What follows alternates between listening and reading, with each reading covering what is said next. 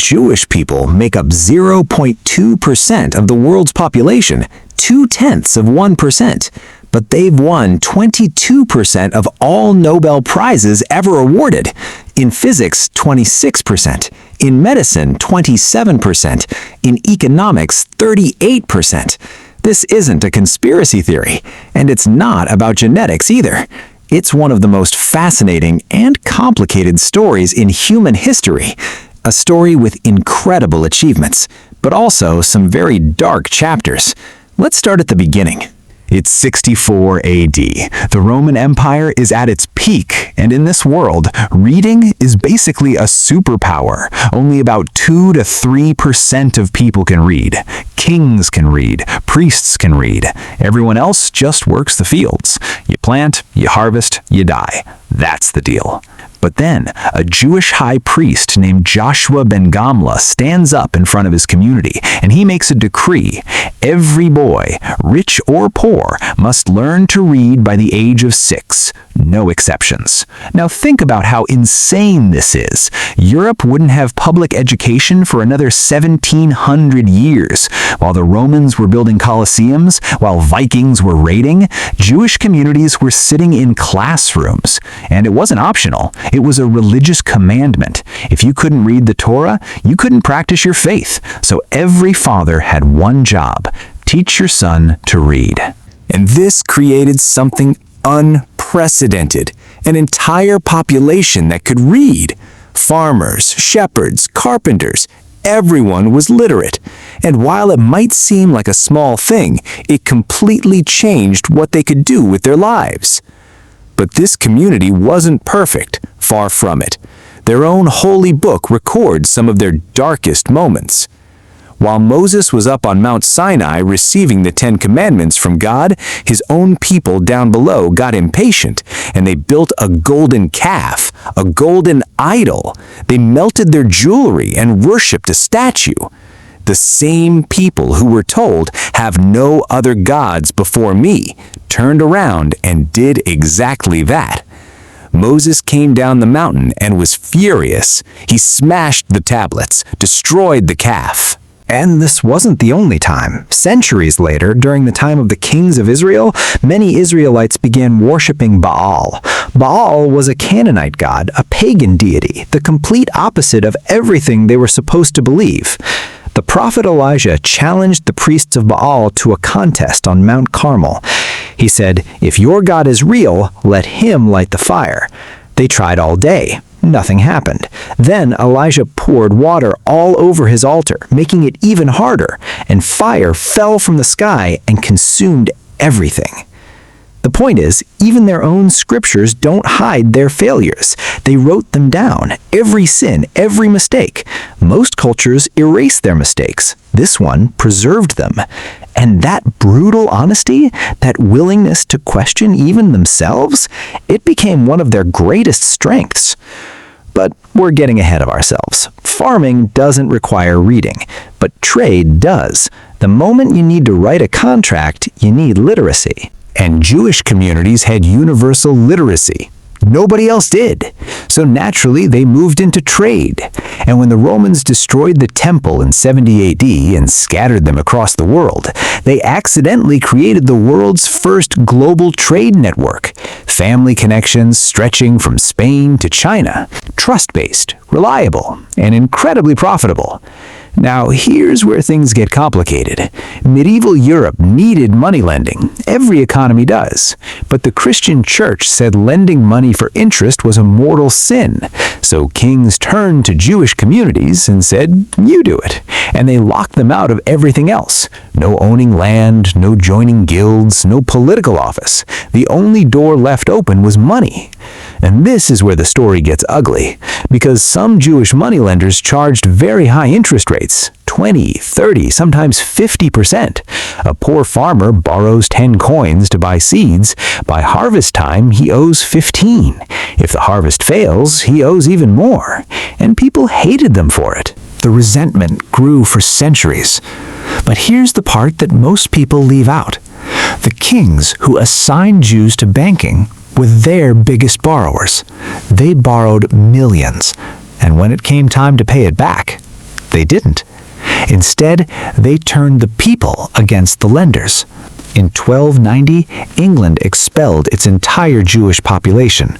France did it in 1394, Spain in 1492. The cycle was always the same. Use them for their skills, borrow their money, then blame them for having it. And every time they were expelled, they packed their books and their knowledge and started over somewhere else. The Torah's commandment to lend is actually lend without interest to your brother, but brother was interpreted as fellow Jews. Outsiders could be charged interest. This double standard created enormous resentment. 12thly, were they greedy, or were they just surviving the only way they were allowed to?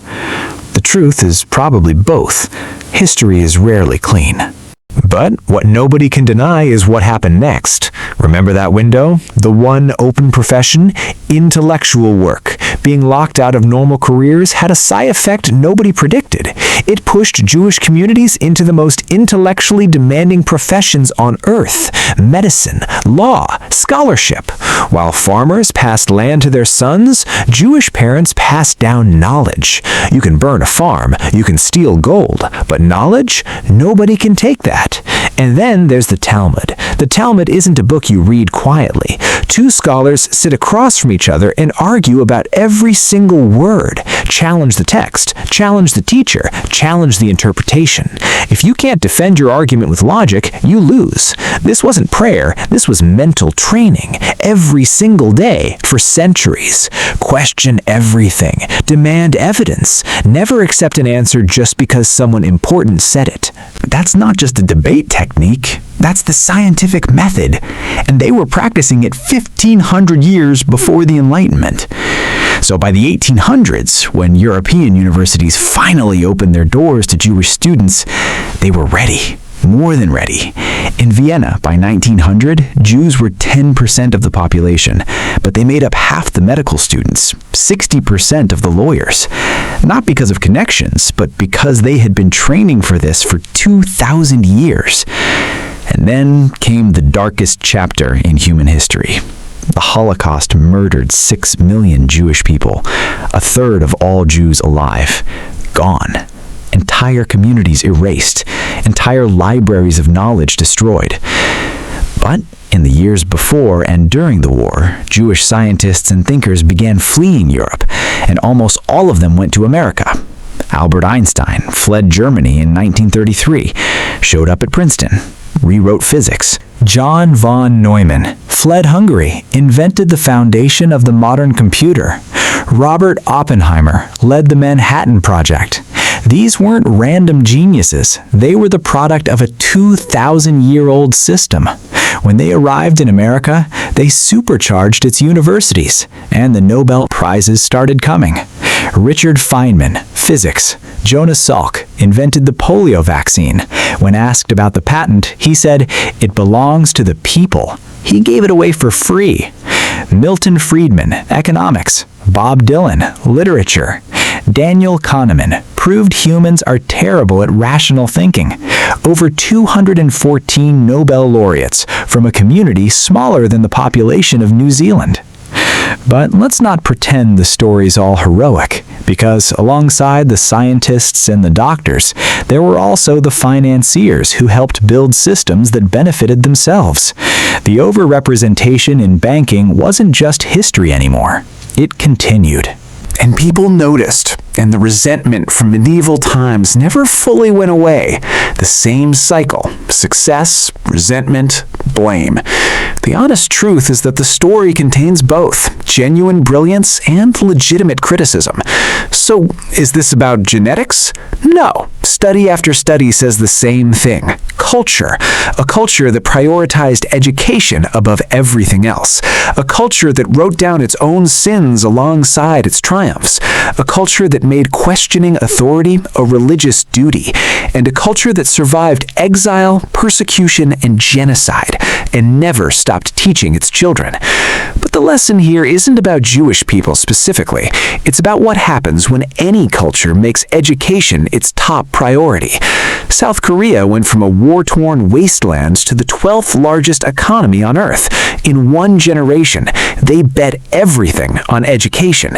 Singapore, a tiny island with zero natural resources. Lee Kuan Yew bet everything on education.